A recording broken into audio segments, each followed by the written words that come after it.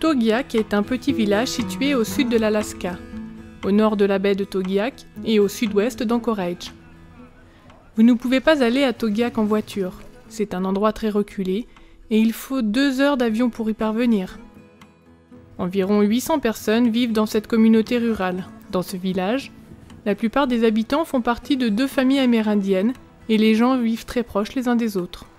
Dans cette partie de l'Alaska, vous pouvez avoir pratiquement 20 heures de lumière un jour d'été et près de 17 heures d'obscurité les jours d'hiver.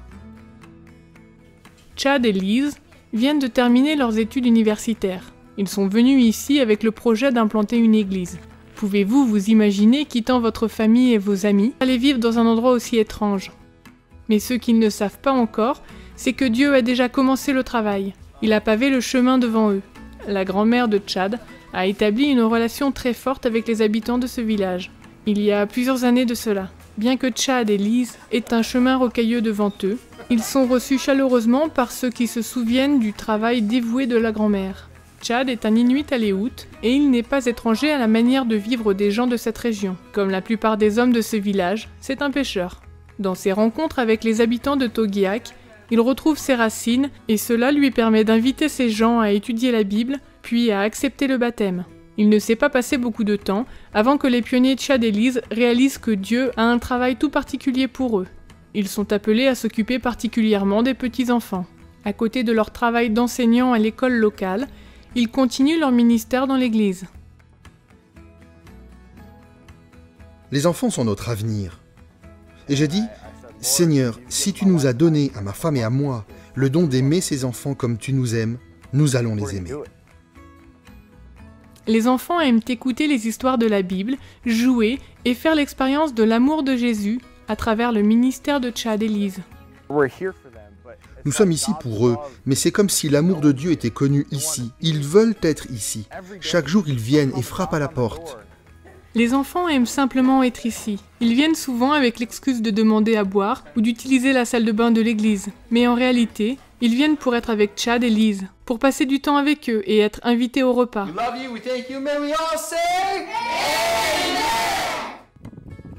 Tandis que les journées d'été sont tièdes et intéressantes, les journées d'hiver posent des problèmes. Le soleil se lève vers 10 h du matin et se couche vers 5 h de l'après-midi. Il est difficile de se focaliser uniquement sur les activités saines et de fuir les problèmes communs tels que la drogue, l'alcool, le tabac et même la suralimentation. Les gens deviennent dépressifs par manque de choix. Mais même pendant l'hiver, les enfants ont une place à l'église. Ils y apprennent des chants chrétiens. Dans ma vie, je n'ai jamais vu une église où les enfants viennent d'eux-mêmes. Et cela a changé ma vision des choses.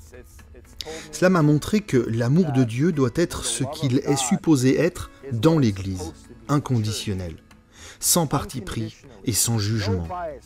Cela, les enfants le voient, malgré leur jeune âge. Et cela les motivera pour devenir ce qu'ils veulent être. Et ils savent ce qu'ils veulent.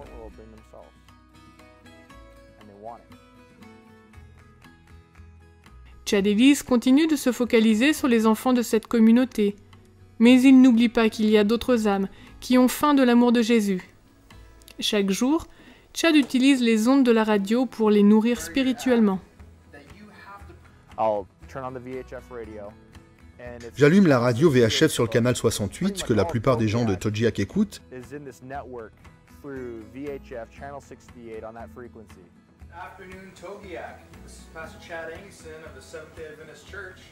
Bonjour Togiak, ici le pasteur Chad Agadzan de l'église adventiste. Il est 15h moins 4.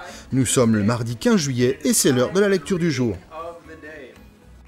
Puis je leur décris le sens du verset, ce qu'il peut nous dire personnellement, comment nous pouvons l'appliquer dans notre vie et comment l'utiliser dans notre quotidien.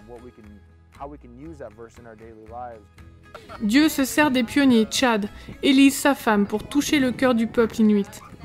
Chad peut, grâce à leurs ancêtres communs, créer un lien de sympathie avec eux, mais de manière plus forte encore, grâce à l'amour qu'il leur communique de la part de Dieu.